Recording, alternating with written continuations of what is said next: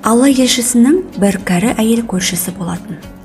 Ол қызын Расулуллахқа жіберіп, намаз оқығанда киетін киімім жоқ, маған намазда жамылатын бір киім беріп жіберіңші деп жалбарыныпты. Алла елшісінің дәл сол уақытта артық киімі жоқ еді. Үстіндегі антариді, яғни ұзын көйлекті шешіп, сол әйелге беріп жіберіпті. Намаз уақыты келген кезде киімсіз болғандықтан мешітке бара алмайды. Сахабалар мұны көріп, мұны естіп, Расулуллах сонша жомарт, киімсіз қалып мешітке келмей отыр.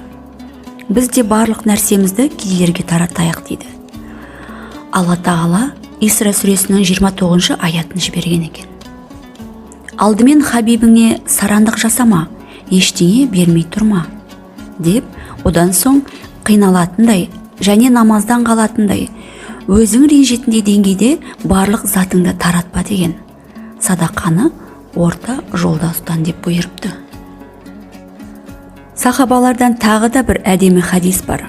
Талханың әйелі Суғда өз басына өткен оқиғаны былайша баяндайды. Бір күні Талха радиаллаху анху 100 000 дирхамын садақа етіп таратты.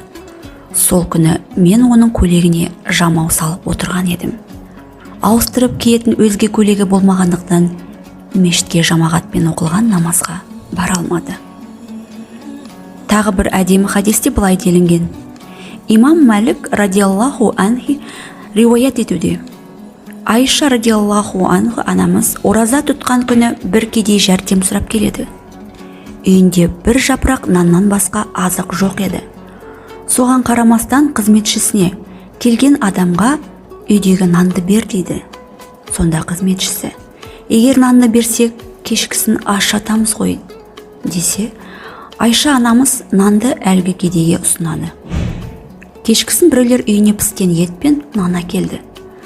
Айша радиаллаху анху қызметшісін шақырып алды да, ал, бұл нан әлгі сен бергің келмеген нанның орнына келген нығмет деді. Алла Тағала Айша анамызға ықыласына риза болып, оның қажетін өтеді. Қандай да амал ізгі ниетпен туса, бенде оның жемісін әлбетте көреді. Сарандық таныту мұсылмандарға жат пиғыл. Садақа ретінде берілген бір үзім нан Алла Тағаланың алдында Ухуд тауындай үлкейеді. Табарани деген хадистен жеткен.